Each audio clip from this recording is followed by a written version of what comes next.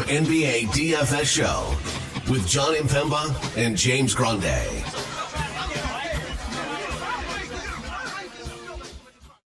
What is going on, FA Nation? John Impemba here with James Grande. Welcome into the Fantasy Alarm NBA DFS Playbook Live show. We're looking at the Monday 8-game main slate over on DraftKings. If you were playing on FanDuel, you get the full 15-game experience. So a lot more players to pick from over on FanDuel. If you're doing the underdog snake drafts, you got a whole player pool to deal with. But we're looking at the DraftKings main slate. 8 games there. They got a turbo slate. They have their late slate. They got their showdown slate. So if you do want to get exposure to certain players or matchups, you'll have to go and kind of play those alternate slates there. But for DraftKings, they gave us a slate starting at 7 and ending late night hammer 8:45 Knicks Houston. This slate is also every game starts 15 minutes after each other throughout the entire night. Why the NBA did it this way, I do not know. But it starts at 7, and every 15 minutes we have a new tip-off. So we can at least deal with roster lock that way, I guess. We'll have some news come out 30 minutes ahead of tip, and each game is staggered. So maybe time to move your lineup around if you have to here. There's no NBA games tomorrow. It is voting day. Part of the agreed upon CBA adjustment a few years back was to allow the NBA arenas to be used as voting areas. So there are no NBA games. They want to make sure everybody goes out and votes on Tuesday. So no NBA. James and I will be back full show for Wednesday, preview show, and of course a live show. But tomorrow, no NBA, so no content from us here, which means we got to win our money tonight, James. Right? We got to build that bankroll tonight. So we'll have a big bankroll to deal with the Wednesday main. Yeah, first and foremost, go out and vote for sure in your wherever you guys are from. And yeah, big slate tonight. Big slate back on Wednesday. Interesting slate tonight with just the 8 games. If you're playing on DraftKings, you could do the 8-game main, the 4 p.m. turbo, or the 4-game turbo, the second 4-game turbo, or the 3-game late slate. They have 4 designated slates on DraftKings. And then FanDuel's just like, nah, screw it. 15 games. Good luck. So yeah, I mean, it's a fun slate overall. Interesting injury news, obviously. Headline probably by Steph Curry. He is questionable to return, which is an upgrade. He also went through shoot around this morning, so that's obviously trending in the right direction. It wouldn't have surprised me if Steph sat out today and then came back Wednesday full health. But you also, if you're the Warriors, probably bank wins when you can get them now, right? Like against Washington, and your best chance is to play with Steph Curry. You win those games. So that's probably the biggest news we have. Larry Markkinen was downgraded midday to from questionable to he doubtful. Went through shoot around, but then was listed doubtful. So yeah, went through shoot around, listed doubtful. So that's something that we have to deal with. And then Giannis is apparently a true questionable, unless you've gotten a recent update on that.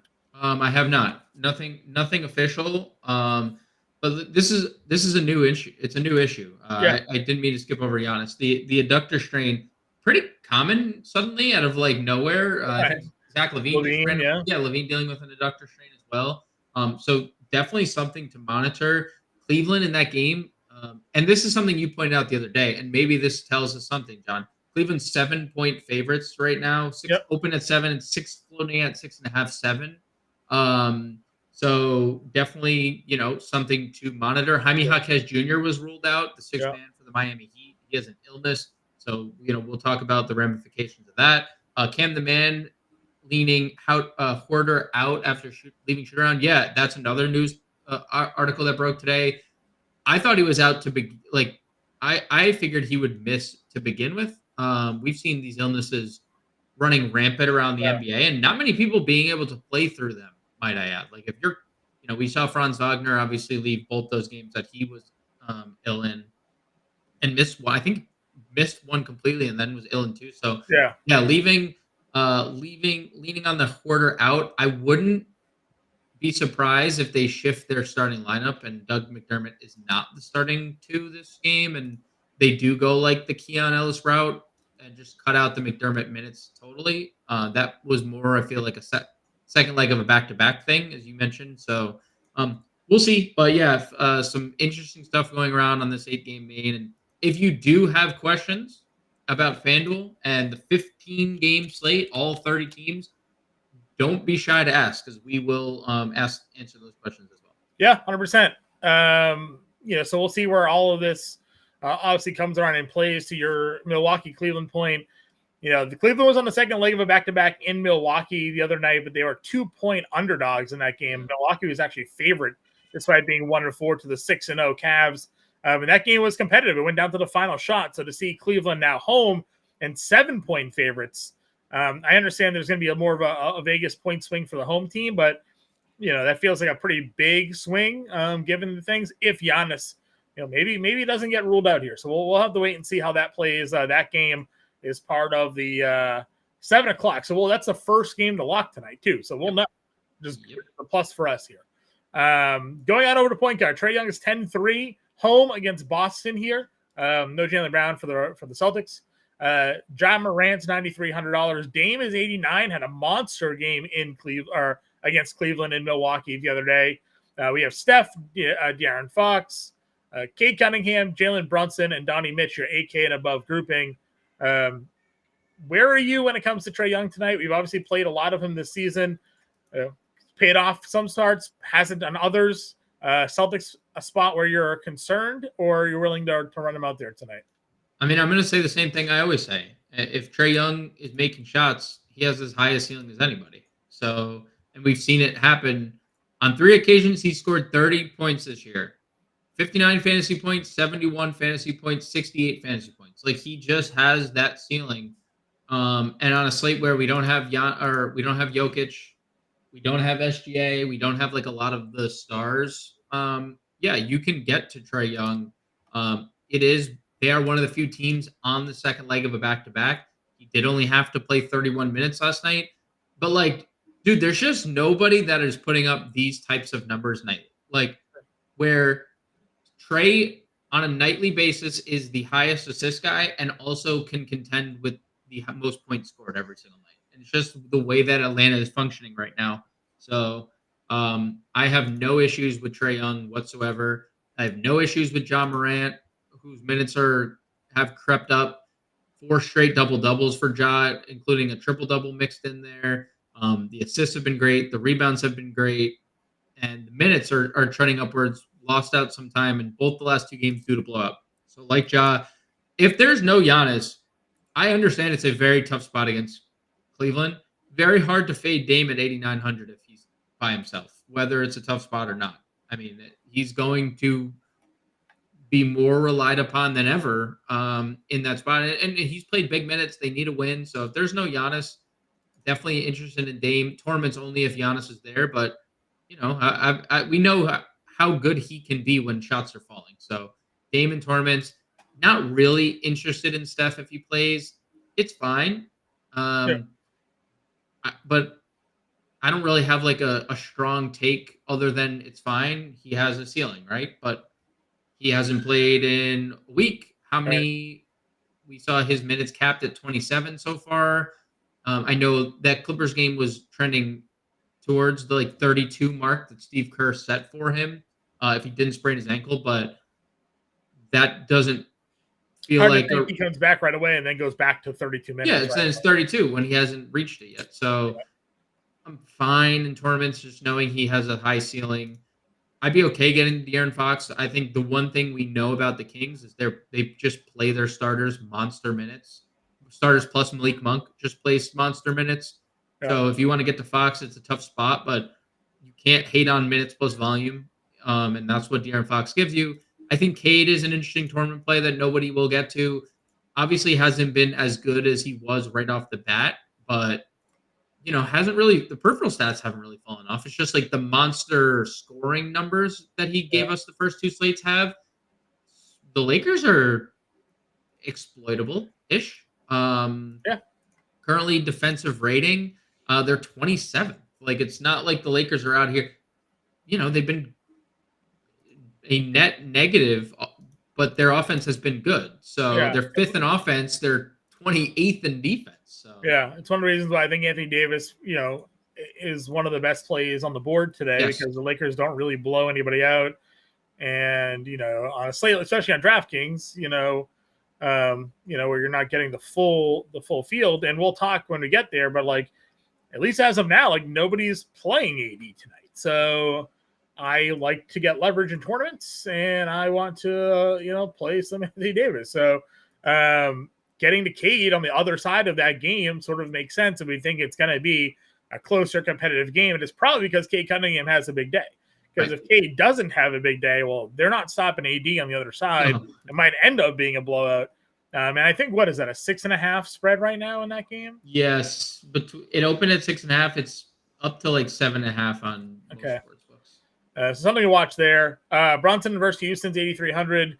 The Knicks have been a really good team. They've only lost to 2 teams this year, Cleveland and Boston, who I think most would probably argue are the best 2 teams in the East and 2 of the top 5 teams probably in the NBA. They've won every other matchup. On the road against Houston, this is a 2-point spread.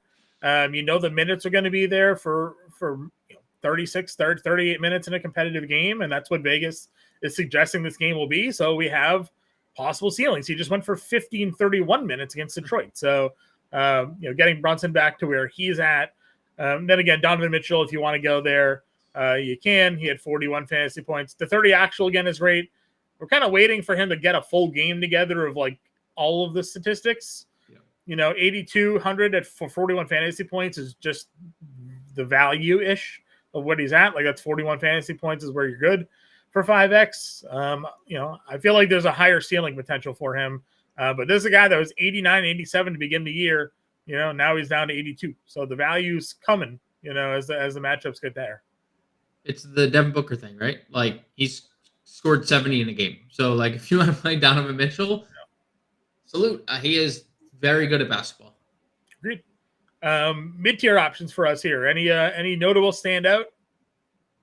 The Bulls guys, I know Giddey is probable. There's an illness there. If there's no Levine, I expect Levine to, I guess, like my expectation moving forward until we know something different is that Levine's just going to play through injury. So if in the case that they don't, obviously the Bulls guys would be appealing.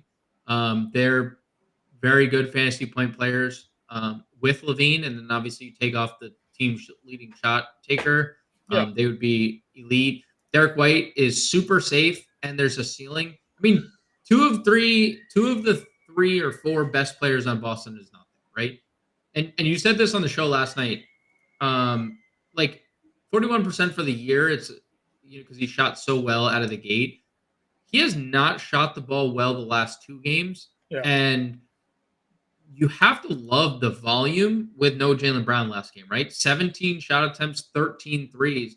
He is an elite play. We said this last year. Like I feel like I just vomited the same stuff over and over when like one of Boston's top players were out. Like just play Derek White because he's vastly undervalued. He's vastly underpriced. He's vastly underrepresented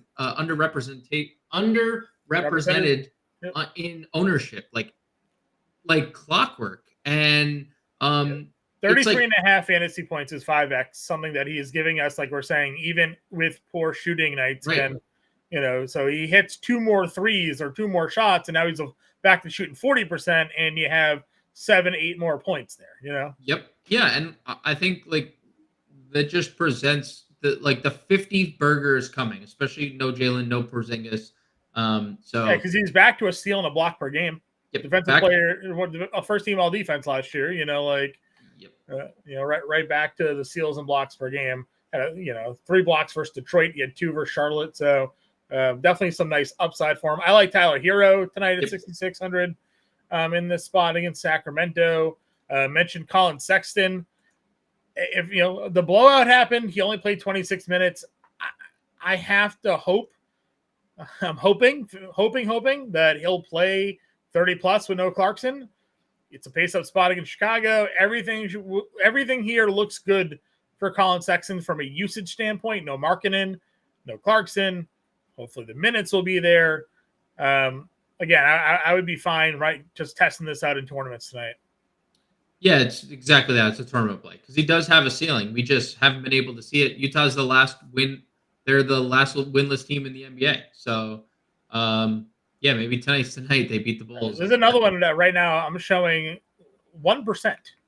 is playing him. So like you're gonna give me a 1% Sexton at 6,400 and a pace up spot against Chicago. Like I'm, if Levine sits even, like I think I'm okay with testing that out in tournaments. It's obviously super risky because Will Hardy is playing guys based on how he feels. And like Colin Sexton went 9 of 11 in a game that was competitive and he played 28 minutes. Well, your feeling was obviously wrong in that game, Will, because he didn't miss in the one game that like he was extended. But you mentioned it. There's no Clarkson. There's no Taylor Hendricks. There's no Markkanen. They have 3 starters not playing. So they are absolutely positively in need of Sexton. My only issue there, and I think why the 1% is the ownership, is that for $300 less, like you can just play the guy who's playing more, right? Yeah. Like if you really wanted to play a Utah guard, Keontae George is $300 cheaper and is going to play 30 plus minutes. That's almost like that is basically baked in at this point. Every scenario has happened. Close, not close, super blowout, and he's played 30 minutes. So like there's a 15% discrepancy on ownership for like kind of a reason, right? One's cheaper and playing more. So I don't necessarily disagree.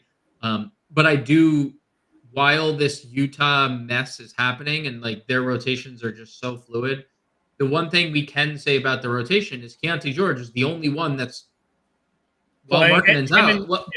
Him and Kessler almost, right? Or like So I do lean Keontae George, but I do understand like your point about a 1% concept.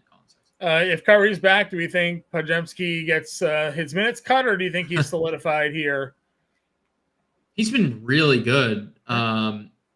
If Curry's back, I'm not going to pay 63, I think, because I don't expect him to play 34 to 38 minutes. And I just given what Steve Kerr is doing with the rotation, I mean, I don't think he's going to cut anyone out. I think he's just going to chop everyone's minutes and like divvy them up and serve them on a horrible fantasy platter, So I will not get to Podziemski if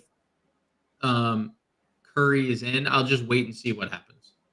We talked on the show this morning. If no Hoarder, we'd go back to Monk here. 38 minutes in that last game, 29-26. I mean, we know what he is, right? He's a bucket off the bench. There are going to be nights where he goes nuclear like we just saw him do. 9 of 16 shooting. He gives you a little bit of rebounding and assists. And he's pretty consistent, at least with those as well. So you kind of know when he's off the bench what you're going to get. 5,700 though. Do you pay that price tag tonight? Point guard, small forward eligible, 5,700. 38 minutes was attached without Hoarder. I would pay it. Okay.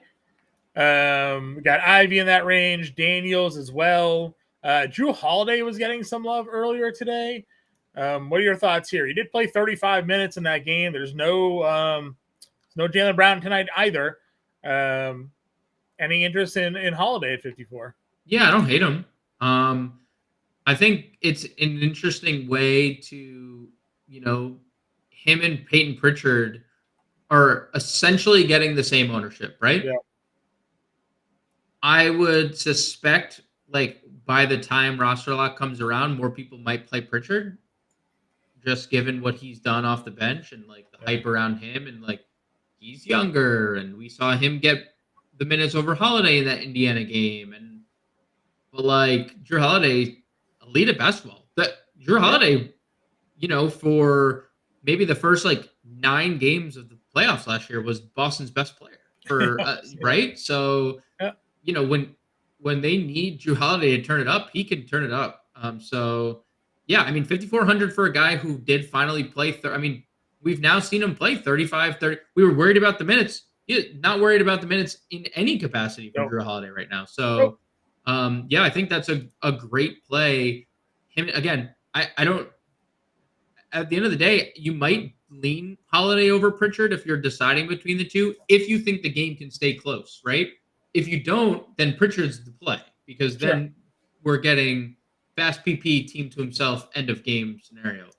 I placed a bet tonight on Pritchard to lead this game in 3-pointers made. He was plus 350 to have the most 3-pointers made in this game. Not on the Celtics, just in this game. Total, plus 350. That's interesting. That's obviously like incredibly interesting. He's got an 8 3-point game. He's got a 6 3-point game. He's got 2 5 3-point game. Like, that's pretty good. No, it's great. No, it's great. 3.5 to 1 odds on him leading the game in 3-pointers made tonight. Knowing no Jaylen Brown, knowing that he's going to take double-digit shots that are pretty much all going to come from 3-point range. Yep. I figured that was a pretty decent bet to make. So yeah, Boston is, and it's why I like kind of do like Trae Young or Jalen Johnson or whatever like iteration of a Hawk player you want to use because they're so shorthanded. Boston is in such a great spot overall. Like they're shorthanded down Porzingis and Jaylen Brown. Yeah. They're playing their starters monster minutes, and you have a clear 6-man who gets 30 minutes, right? Like, there's nothing in like dream pace-up spot. Atlanta's currently 4th in pace, and they also rank 28th in defense. Like, It is just a dream scenario. So if you do think Atlanta can stay close, like, I want all the Boston I can get. Yeah, answering this question for you, Cam. So this is going to depend on what the starting lineup looks like. If they go double big, you can probably lock Horford in for 30 minutes. But if they go Horford and Hauser, then probably not, because then Kornet is your backup center, and that could lead to Neemias Queta playing minutes as well. Like there's a whole bunch of different things. You pretty much need Kornet starting next to Horford tonight, I think, for him to get the 30-minute ceiling. Otherwise, there could be a split rotation there. So wait for that starting lineup to come out.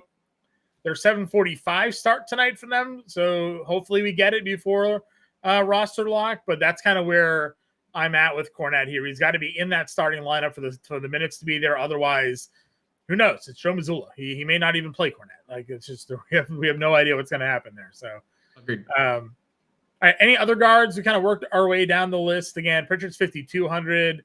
Bob Carrington, 46. DeSomo, 45. McBride with no pain as well tonight, $4,400 against Houston there.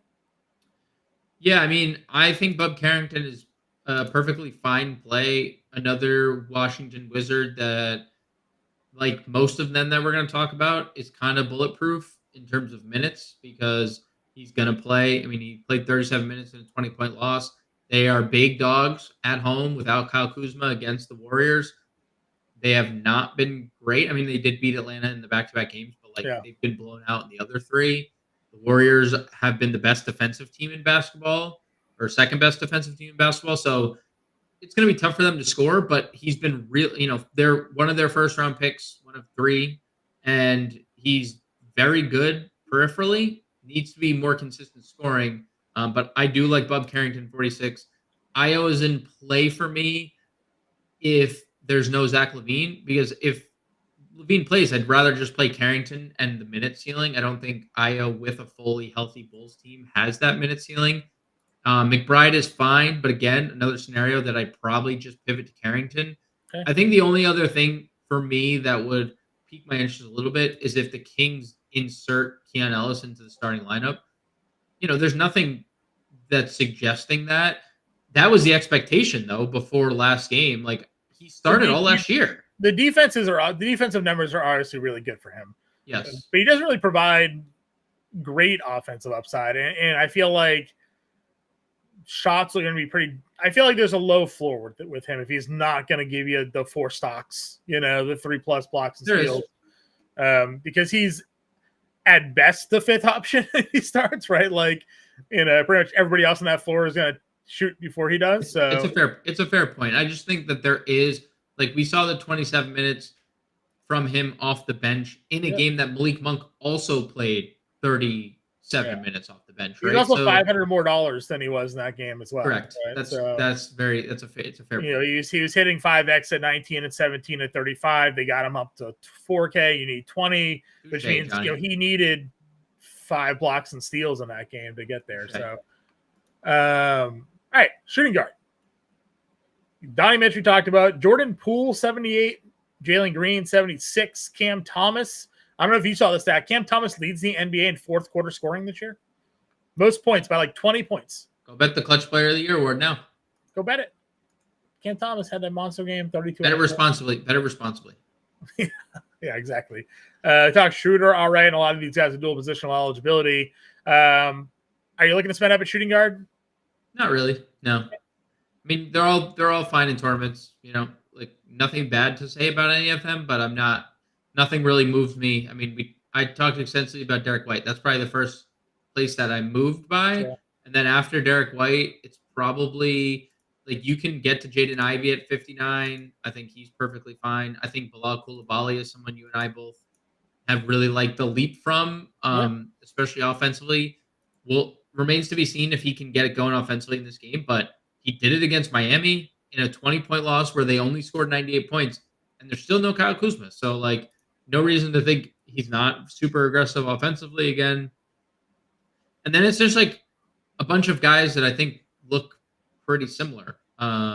Like Pritchard is going to play 30 minutes. Jalen Wells is going to start and play 36 minutes, but he's not a great fantasy point per minute guy. But when you play 36 minutes and John Moran has double-digit assists in 3 straight games, and Scottie Pippen has double-digit assists, like obviously they're passing to people, and Jalen Wells is making shots, so he looks okay. Kispert looks like a tournament play that could make 8 threes, and you wouldn't be surprised because that's just the only thing he does.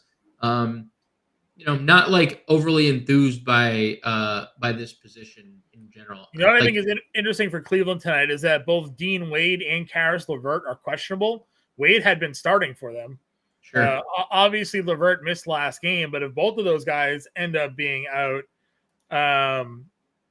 or Kevin Huerter officially ruled out right now, by the way, which we were anticipating that news anyways. Yep. But if both of those guys are out, someone else is going to have to start. We've talked, obviously, correct. Sam Merrill as a guy that came off their bench, been playing 20 minutes a night into the rotation anyways. But if Wade is out as well, they could go, obviously, a few different ways, Niang or something like that. But Merrill still feels like a guy that could be in for no less than the minutes he's been playing, but possibly more minutes tonight as well. Yeah, and this is where, like, to your Keanell's point, like, at least we know when Sam Merrill is going to go out there, he's going to shoot a bunch of threes. Yeah. That's just what he does. He spaces the floor. He's like a decent rebounder. That's really all you're going to get. That the only problem with, like, playing anyone in Cleveland is just, like, they have 2 monsters that get all the rebounds, and then Darius Garland has 2 double-digit assists in 2 of the last 3. Like, everyone else is just like, well, all right, I'll just, like, do everything else, which is just score. But, sure. I think if Sam Merrill were to start, that's obviously intriguing. Anything else for you down here? Nope. Okay. Small forward. Tatum and LeBron are up here, 10 and 9K. Obviously, they have power forward eligibility as well. A lot of people are liking LeBron tonight. What is you and I, when we talked about it this morning, we kind of were like joking. It's like, if you pick the right LeBron game, you got 70 as a ceiling, but he's giving you more less than 40 fantasy point performances this year. What is it about LeBron here tonight that you think people are getting to? That he's LeBron and that he has a massive ceiling at 9,000. Twice he's gone for 55 plus. The minutes are still great. I mean, it is a great matchup overall. Detroit is a little worse than league average, 17th in defensive rating. But they do play really slow. That favors, big men who, doesn't necessarily matter about, like, up-tempo games because Anthony Davis is going to do all of his work on the glass and near the rim. And, I mean, I don't know. I'm not against playing LeBron at 9K, but if you're going to tell me that he's higher owned than Anthony Davis, I'm just going to play Anthony Davis, who's been clearly the better and more consistent Laker. I mean, well, that's what it is. We're seeing Anthony Davis. I mean, we're seeing LeBron James around 20%. Anthony Davis is around 6%. Yeah, I mean, that doesn't make any sense. No, I know. I'm just surprised more people are that many people are even playing LeBron, I guess. Given, again, 4 games, he's gone for less than 40. He's just had 2 ceiling games. So, DeMar DeRozan's giving you more consistently 40-plus games, and he's $7,700. I like DDR here. You have Butler as well in that game at 76. Talk Cam Thomas, Buddy Hields in the mid-tier. You've pointed out Mikal Bridges. We got our Knicks here. They're going to play a whole lot of minutes tonight. Bridges and Josh Hart. Do you have a preference of the two? You got to pick one. Between Hart and Bridges, Yeah. Probably. Oh boy. I mean, I usually side with like the guy with the usage rate, and that's Bridges, but that's kind of hard to go against Josh Hart at the price. No, you know what? I'll do this. I'll let ownership decide. Okay. Josh Hart is the 5th highest rostered player of the slate, so I will go Mikal Bridges. So Mikal Bridges is the 28th highest. He's at about 12% rostered, where Hart's over 20. I'll just take the ownership discount because I think they look like pretty similar. Pretty similar in projection wise, yeah, and you're getting all that discount there on Bridges. I like that. I agree with you. 6,200. Koulibaly's there. We've talked a lot of these other guys already.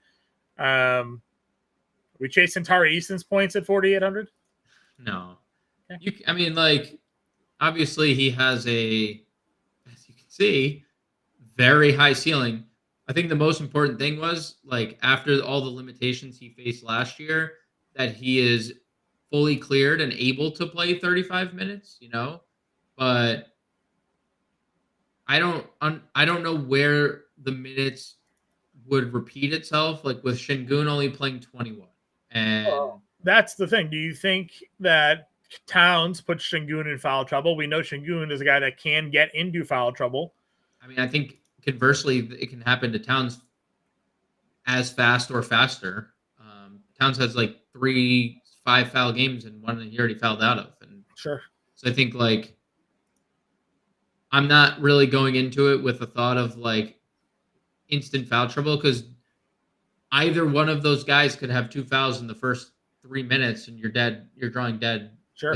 With that scenario. So, like, I would say that Towns less likely, just because they play him, right? Like, he's going to get all the minutes. I'm not even saying less likely with the fouls. I'm saying, like, even if he gets into foul trouble, sure, Tibbs is going to play him. Yeah, they don't have Tari Easton on the bench. Right. Where we just saw Şengün get taken out of the game, basically. I don't mind it. I see Justin putting in here, huge upside.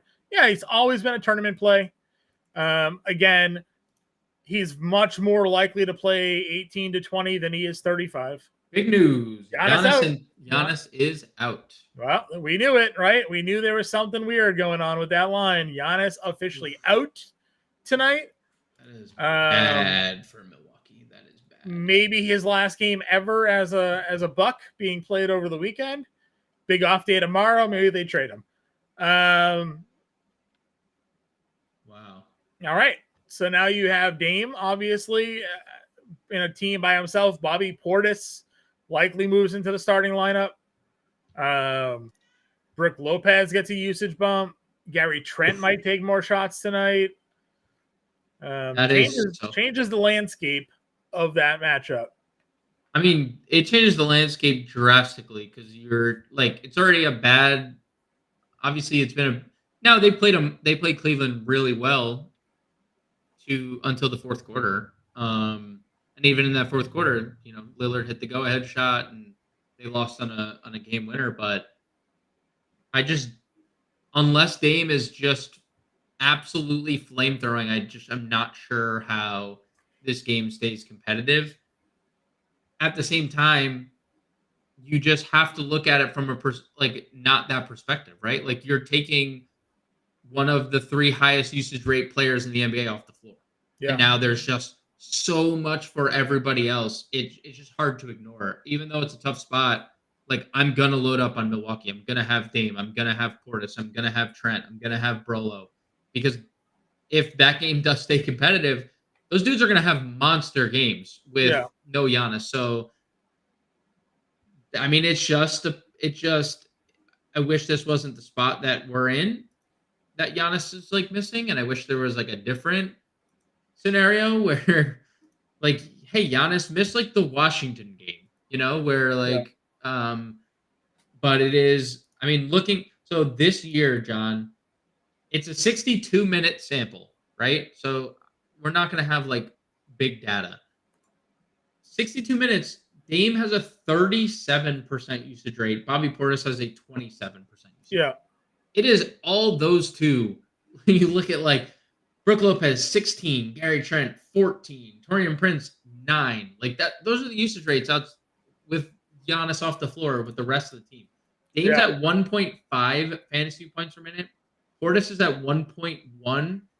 There's nobody else in the starting lineup above 0.8 fantasy points. They are severely struggling without Giannis, and that's the concern for me. Like that, this game is just going to get out of hand. But like,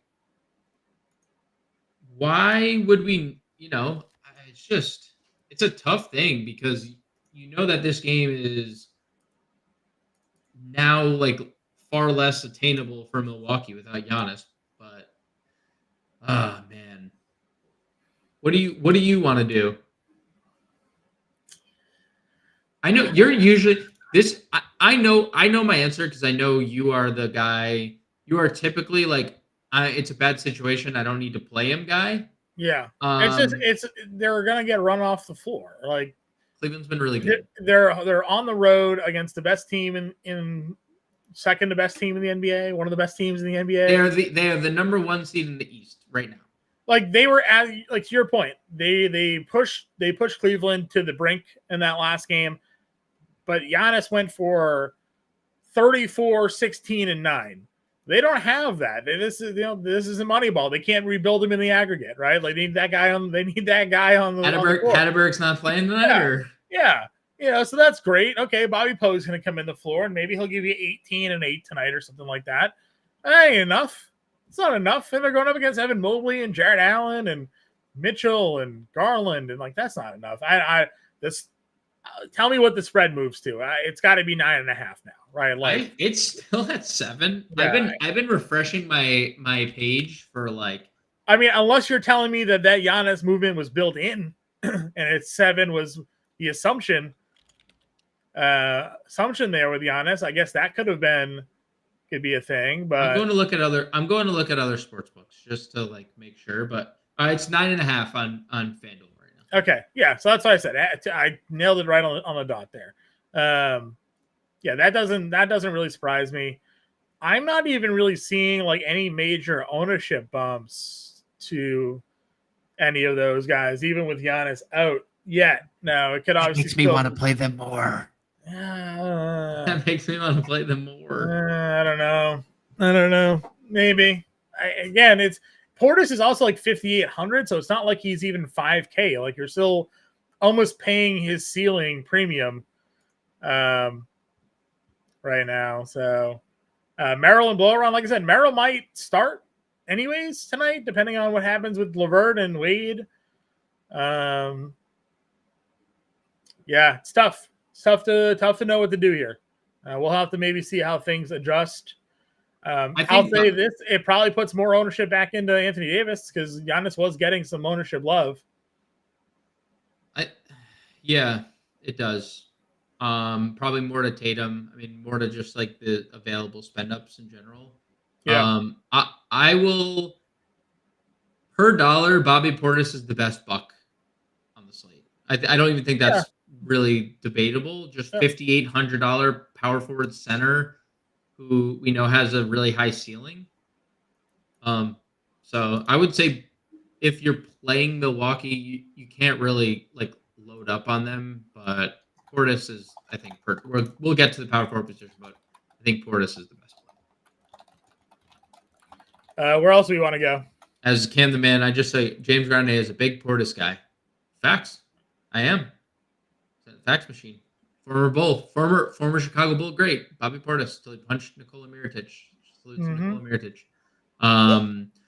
Other small forwards. We talked Monk. That obviously opens the door for him to play big minutes. With the Kevin Huerter news, Hachimura is fine. I think both Memphis guys are fine. Like Laravia just had a really bad game the last time out, but he played 26 minutes and he was in foul trouble. He also had a double-double the game before. They're just playing this like 8-man rotation comfortably, like 20s and up. So Laravia at 5K is okay, Don't get baited if he's announced the starter. He won't start. Don't worry. Richeche started yesterday, was really great right off the bat. I don't know, like 8 points, 2 rebounds, and a steal, like right off the bat. I was like, oh, great, don't have him. Broke the slate. Didn't do anything really the rest of the day, but he'll start, play near 30 minutes. Tim Hardaway and Malik Beasley will split time at small forward. I saw Keyshawn George is getting a lot of ownership. Keyshawn George is a really solid option, just given he's been, in and out of the starting lineup for Washington. No Kuzma again. He's taken a bunch of shots. 19 shots over the last 2 games. Not a lot going in, especially from 3, but he's taking pretty solid 3-point volume per game. And the peripheral stats have been great. So once the shot starts falling, and another guy, we shouldn't feel uncomfortable playing Keyshawn George if you think there's a blowout. It's a 10-point spread, and he's going to be on the floor in a blowout. So I like Keyshawn George. It's very hard to find guys that can give you 3+ blocks and steals, and he's done that in 3 of the last 4 games. So I like that. I like that spot for him. Any other small forwards? You mentioned Johnny Zhang getting in the lineup the other day. 27 minutes in that game. Obviously, there was a blowout, but they have a psychopath at their head coach right now, and Will Gordon. So guys are out. If Markkanen's out and Clarkson is out, Johnny Zhang could be in for another 25+ minutes tonight. Yeah, Hardy. I don't know who Gordon is, but yeah. Hardy, Hardy, yeah. Psycho, for sure, Psycho. I'm sure the other guy's Psycho too. Will Gordon's a golfer. It happens. Oh, maybe he's Psycho. You never know. Yeah, Juzek's fine. It's just tough so hard to want to play Utah. Actively, you really have to work yourself up to play Utah. What do you think of that? Well, so Simone, to me, he's just been whatever. It's fine. He played 24 minutes in a. We were excited when he got traded to Detroit, and then they brought in a whole bunch of guys that are going to play ahead of him, and now he's back to not playing. So, they didn't need Tim Hardaway Jr. They had Simone Fontecchio. Why did they? Yep, and Beasley, and they went out and got both of them. There's, the Hauser thing is interesting because I was going to ask you about Hauser. He's getting a lot of ownership, and I feel like it's people assuming that we're assuming kind of what the group think is that Boston. There's no way Boston goes double big against Atlanta again, right? And Hauser's your usual starter when a wing is out. They didn't have a reason to play double big against Charlotte though. So Bridges, yeah, that's fair. But they did. So if they go double big again, then that Hauser's playing 20 minutes. That's what he did in that game. If he there's a blowout, then you get mid 20s. Yeah. It was a blowout against Charlotte in that first game. He only played 18. Now, granted, Jaylen Brown was in that game, but still only played 18 minutes there. He did get 24 in the blowout against the Knicks, but that's because all of the bench played from the entire fourth quarter. I think I need to see him starting. Steph Curry expected to play tonight. Yep, that was kind of anticipated right after he went through. So if Hauser starts, and we talked about this as well last year, and obviously it doesn't always hold true, but if Hauser starts, we've seen in the past where he doesn't get the shot volume because he's playing with Derek White and Jason Tatum and other guys that have priority to shoot the basketball over Sam Hauser versus when he comes off the bench and it's him and Peyton Pritchard and one of those guys. I have nothing against Peyton Pritchard. You're disrespecting Peyton Pritchard, the Oregon legend. But what we do like about Hauser is look what he does in limited minutes in terms of rebounding. He's 7'5". He's a good rebounder. Good rebounder. And we always say rebounding is about effort. He puts the effort in to rebound. He's a decent defender, and we know he can hit threes. It's just what's the playing time going to be? So if he starts, then I think we're okay to play him. If he does not start, I'm probably not going to play him because he could just be capped at 20 minutes tonight. Who knows? Atlanta could keep this game competitive. I'm not saying, they're talented. They have enough upside of their talented guys to be competitive in this game, right? Dyson Daniels is a really elite defender. Trey, we know, can go nutty. Jalen Johnson, we know, can go nutty.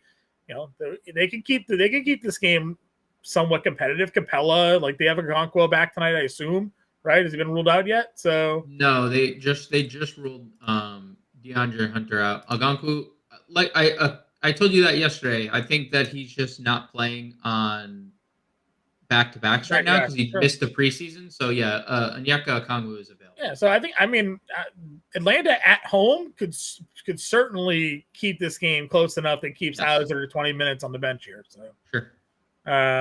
Anything else down here? Don't think so. No. Power forward again. There's Giannis. We talked about that. Already ruled out. JT. You think ownership rolls his way? Obviously, would be a good spot for it. Kind of disappointed against Charlotte, right? Like 29, 40 fantasy points. Well, because it was a Friday, Saturday. He needs it to be Monday. It needs to be a Monday in Charlotte. It's no motivation. Monday, yeah. Monday in Atlanta. Well, that might not be a good. When did that Jeff Teague podcast get recorded? Was he out there last night, just at the studio? That's a very good point. I don't know. Were they hitting Magic City up after the recording? That's what I'm saying. I don't know if Monday night in Atlanta is the best. The best for him after he recorded Club 520. But he's baby on the way. Fatherly duties probably last night. He probably wasn't out too late. So I messaged you this earlier. Jason Tatum had like 14 potential assists the last game. That was without Jaylen Brown. That was who we were getting in the playoffs last year with Jason Tatum, like 9 assists, 10 assists. You're like, holy cow, he is like on a different level with the passing. He had 3 assists on 14 potentials. You don't want to talk about like running bad in a game. So I think there's a massive ceiling for Jason Tatum, who wasn't really asked. He didn't have to play a lot of minutes last game. 34. This is a guy who has played high 30s in like basically every other competitive game. So I think he is as good as any other spend up on the slate if you can get there. The spot is, I told you, like the spot is too good for Boston. If this game is at all competitive, Boston is going to have multiple pieces in a win. Yeah, Tatum got about a 3% usage bump. Anthony Davis got about a 2% usage bump coming from Giannis. Giannis is only getting around 12%, so it wasn't like this massive dump that for whatever reason, I thought he was getting a little more love than he ended up getting at the time. So, but still, a slight more usage going to Tatum's way here.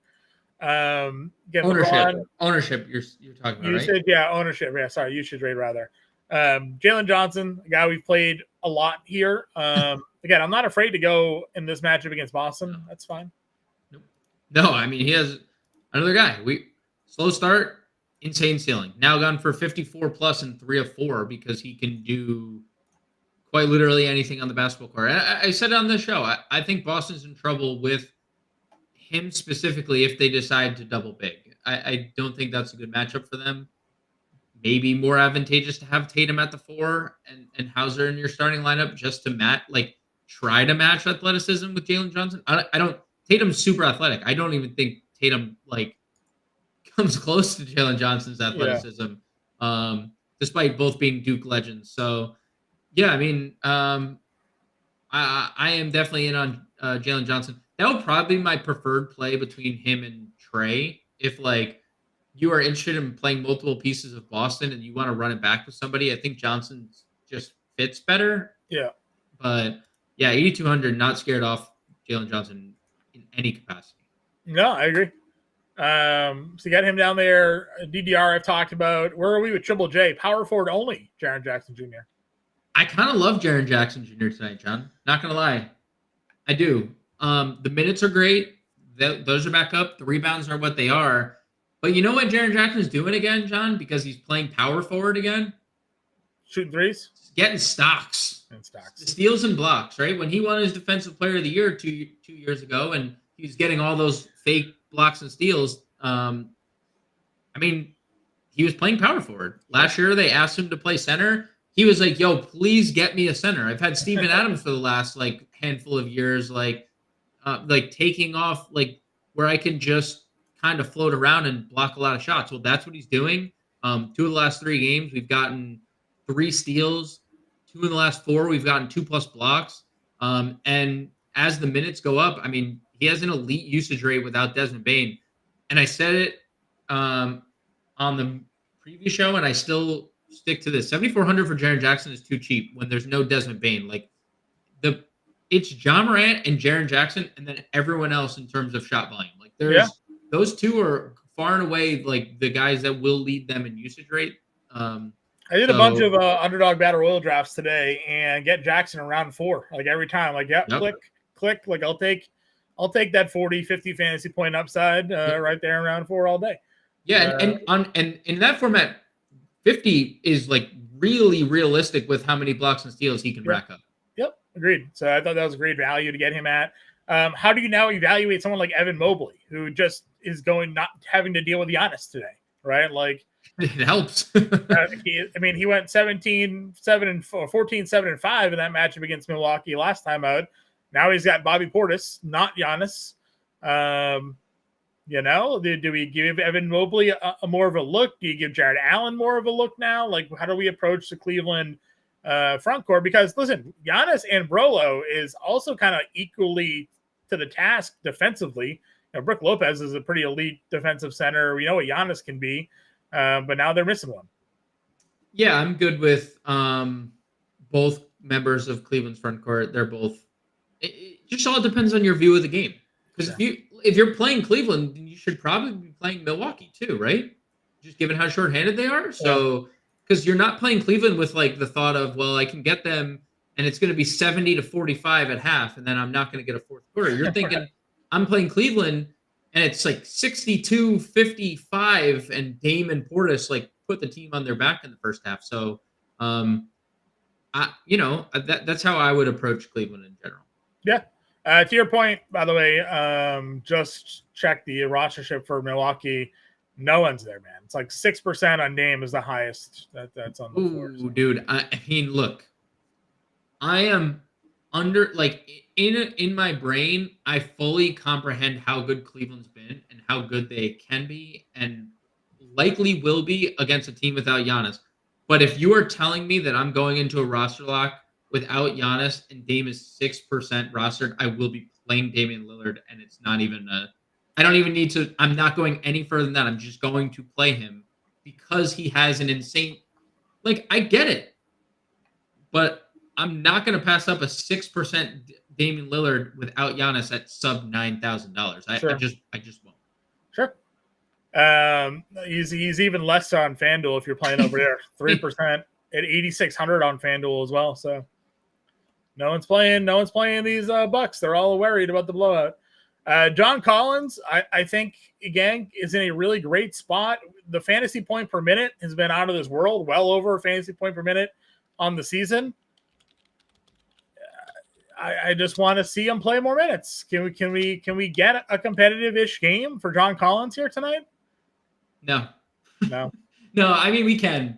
But it's just figure out when he's going to play minutes. He was in early foul trouble last game. That limited him. I think you know what, too? Like, he's playing more of the 4, John. They dusted off Drew Eubanks. I don't know if you saw that last couple of games. So we're seeing Collins float to the 4. Maybe that means we're going to get more John Collins at the 4. Maybe even starts at the 4, right? So, I'm good with it. A little indifferent at the price. I think the price is a little crazy. Just given up big now. Yeah. I mean, that would be my one. When like, why would I would just, again, if Bobby Portis is 5%, I'll ride or die with Bobby Portis for $800 cheaper, right? Yeah, no, I understand. You got him there, Aldama, Kuminga, Hart we talked about. Bobby Posey mentions 58. Sarr was someone we liked this morning. He's $5,600. Yeah, I think Sarr is appealing because there's obviously the talent that's showing, and he's been crazy defensively. So, I mean, the blocks have been clearly he's selling out for blocks because we're getting a lot of them, and you don't get that many blocks unless you're like kind of selling out for it. No fouls though. Usually, no fouls, right? No fouls. Right? So that's a plus. Usually, you get young guys selling out for blocks, and then he's got Jalen Smith syndrome, 6 fouls in 12 minutes. So, or Jalen Duran, rather, who did that in 11 minutes the other day. So Sarr's super interesting, I think, truthfully. Any other power forwards here? Horford's fine. The minutes played 27 minutes. He just missed every shot he took. I do think that there's a little bit more intrigue on someone like Nikola Jovic tonight without Jaquez Jr. there to like potentially close over him. Obviously, the minutes are super unreliable. The production super unreliable. Also, takes like a solid amount of threes every game, and this is a great spot for Miami. We haven't talked a lot about Miami tonight, other than Hero. It's a really good spot. Sacramento has not been good defensively at all, so maybe a little more intrigue on like the Jovic front, just given no Jaquez. Can't play Nance now that Okongwu is back. I saw Brandon Clark like randomly getting a bunch of ownership earlier. I did too. No thanks. Weird. That was one of the weirder things I saw all day. There had to be something misclicked because Dean Wade ruled out. Okay, so we're gonna get the follow up. I'm sure. Karis LeVert ruled out. So both of those guys are out. So we will have a new starting member of the Cavaliers lineup today. And they're the first game. So we'll know in plenty of time. We'll know as soon as we get off this show, we'll know who's starting. Yep. If not, maybe now. Who knows? Would it, I don't imagine they would surprise sit anybody else, right? No. With the Giannis news, we do see that sometimes. Like other team rules out the big guys, all of a sudden out of nowhere, like Jared Allen's just taking the night off or something like that. But two guys already ruled out. So we'll see who bumps into the starting lineup for them. We're at power forward. Is Niang down here? And Niang's 34. My guess is going to be Okoro. Isaac Okoro going to start. My guess was going to be Okoro because we saw it last year. I have more interest in not playing the slate than I do playing Isaac Okoro. But you said that last year, and Okoro was actually kind of decent. No, but I was the one touting Isaac Okoro last year. Roll back the tapes. No way. I think I was all in on the Okoro. No, I mean, look, he was fine in that Bucks game. Obviously, he's going to be on the floor, and he's going to probably be your primary Damian Lillard defender. And he's very good defensively. It's going to give a bump to obviously somebody off the bench because those Okoro minutes have to translate somewhere. Yeah, I think it's Sam Merrill most likely. But like you said, there is Georges Niang. That's what I'm saying. Do you think Niang gets up to 25 tonight? Do you think Merrill gets up to 25 tonight? Yes. There's about 20 minutes split, right? There's about 20 minutes to split where Okoro was playing. Yeah, I mean, Wade's played 23 to 28 over the last 4 games. Right. LeVert's been sitting in low 20s as well. So, I mean, there is a good amount of minutes to be had. I would say you probably see the end of the night 7 guys with like mid 20s plus minutes, like with Sam Merrill and Georges getting. And then if we think it's a blowout, those guys might play extra. Yep. Anyway, so. Yep. All right, center spot. AD, as I mentioned, to me, at under 10%, I can't not click this guy. Agreed. I know we haven't seen we saw it in opening night, 71. We've gotten back to 60s in 2 of the last 3. Jalen Duran, as we talked about, fouled out in 11 minutes a couple games ago. He did. The blocks, the steals, the rebounds. He's unstoppable at the rim. Like, there's a lot to love about Anthony Davis here tonight. And nobody is playing this guy. So I am going to play him, I think. I think that's just where I'm going to go with Anthony Davis. Now, again, we have an hour till roster lock. Maybe ownership changes and everybody realizes, we should probably play Anthony Davis tonight, and that flips. But as of right now, and again, we'll update it ownership over at Fantasy Alarm after the show ends. So if you're a subscriber, you'll have access to our ownership over there. If that's where we're at with Anthony Davis tonight, and once again, no one's playing him, I will play him tonight.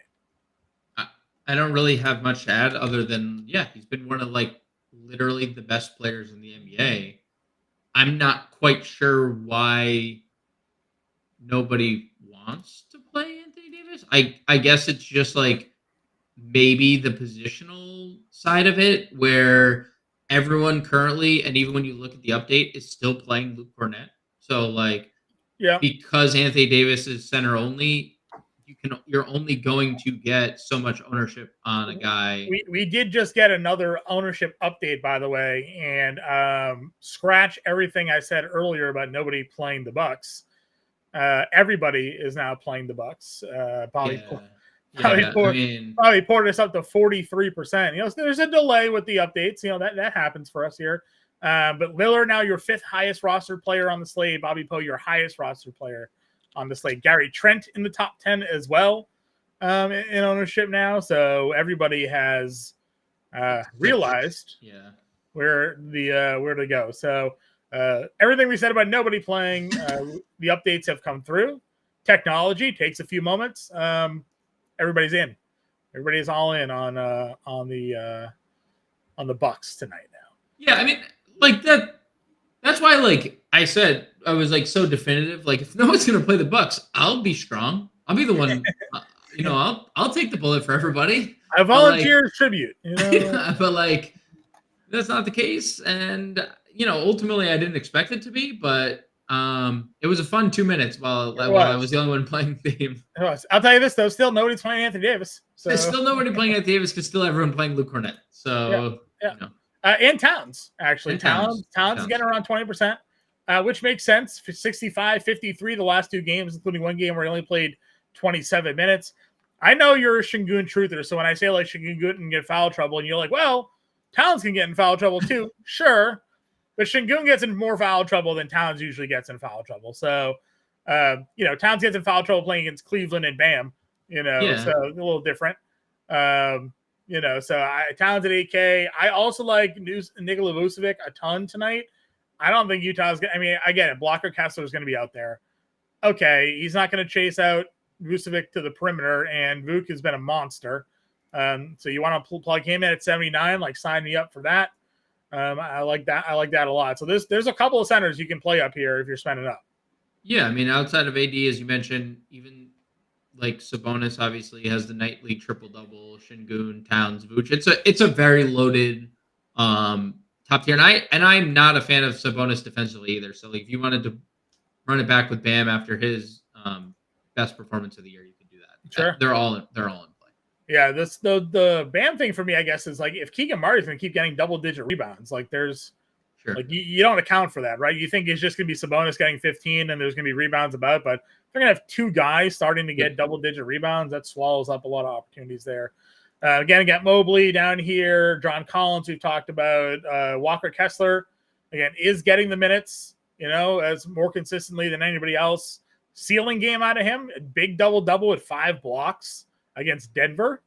Obviously it was a blowout. He was out there, for a little bit, but good to see. They're committing to sort of playing him there. What else are we looking at here? Obviously, again, Portis is there, but anything else you like? Yeah, I mean, the Nets might have to play and start Nick Claxton here. We'll see. Simmons is obviously ruled out. They ruled out Trent Watford, and Noah Clowney was downgraded to questionable.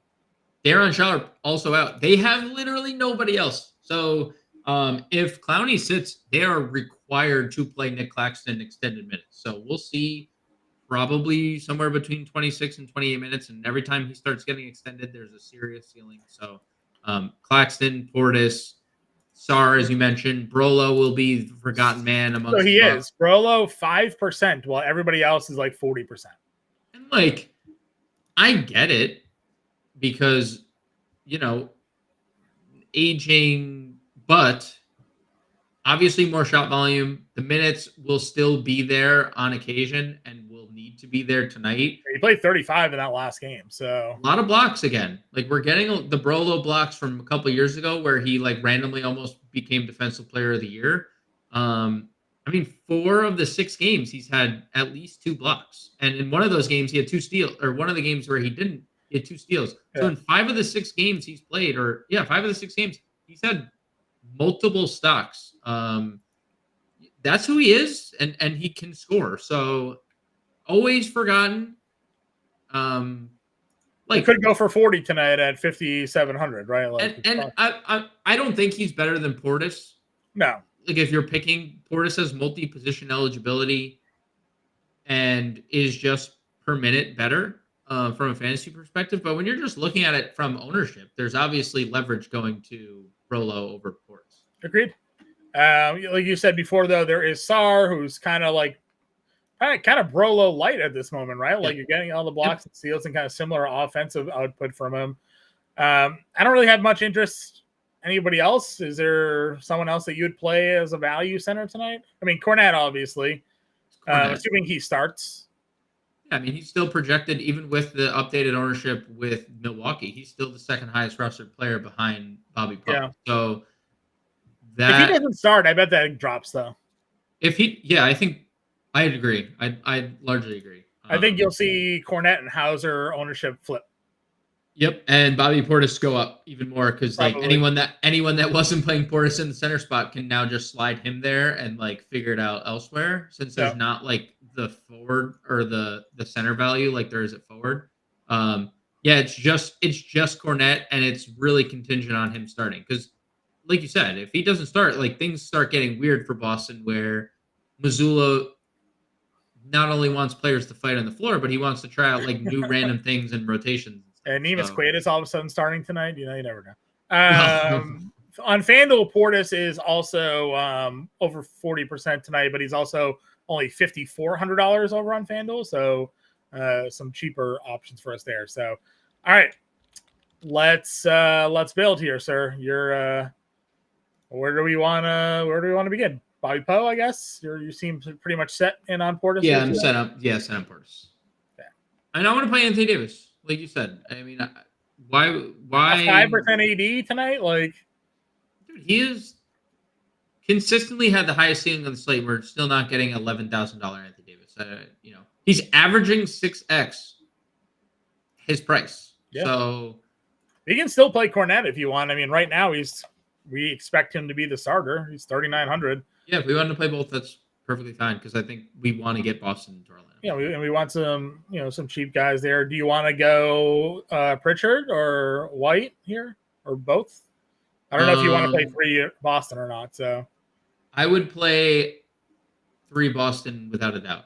I would play 3 Boston. I think they're the best team if Atlanta can stay close because they're shorthanded. They played their guys minutes and it's a massive pace of spot against a bottom feeding defense. They have the highest implied team total tonight. They have 122 implied points tonight, Boston. Yeah, and that is a lot of points, dude. So then, do we try to get a comeback here? Do we see if we can fit in Jalen Johnson, or I mean, I don't think we get Trey. Trey 36. I don't think Keyshawn George would probably be the way to get Jalen Johnson. At least starting with Keyshawn George at small forward. Because a 5,500 yards with Jalen Johnson. Assuming we want Jalen Johnson. I mean, we can get Dame. I mean, we could get Dame. Right? I mean, that's a $4,800 forward. I know we have guys that we can play there. Tari Eason for tournaments. Gary Trent's getting a ton of rostership there. You mentioned Jovic possibly as an option. Could make that work if you'd prefer to go something like that. Yeah, I wish we could find a way to get. We can't because the eligibility, and that's. I mean, we don't have to play Derek White. I mean, I know we said we wanted to, but we don't have to. Right there's the reason why 2 centers sucks. Right? Why? Because it just limits your ability, like your flexibility with lineups and stuff. Sure. So I was looking for a way to get Bub Carrington as like a cheap play. But he's only a guard, so we couldn't like rotate that. Well, we can do this. We got to get rid of Derek White. Go John Collins, Santi Aldama, Mikal Bridges. We like Josh Hart's here. Mikal, yeah. We can go down to Sar. Would you rather do Sar or Carrington? I mean, there's more block shot upside with Sar and defensive. Yeah, the minutes probably with Carrington, the upside with Sar probably. All right, and then that gives we go Daniels. We'll get Koulibaly in there. If you really wanted to play three Wizards tonight. 3 Wizards, 2 Milwaukee. We got 180 anchoring Boston value. So no, not into it. I mean, I just three Washington just. I mean, listen. I mean, George is not really my favorite play here, but If Hauser ends up starting, like that would save us some more money. You know, we could get off of George, go play $4,500 util.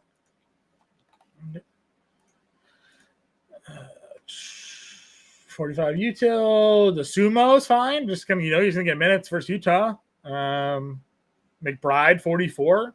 This tier sucks. There's some better options here if Hauser ends up drawing that start. Isaac Okoro. Could go Okoro. He's down here somewhere, right? What's he at? Not actually. Oh no. Where is Okoro? What's his price? He's 34. $3,400 for Isaac Okoro. Is anybody playing Isaac Okoro tonight? No, everyone's playing Keyshawn George. I know. Let's see. Okoro. Nope. 3%.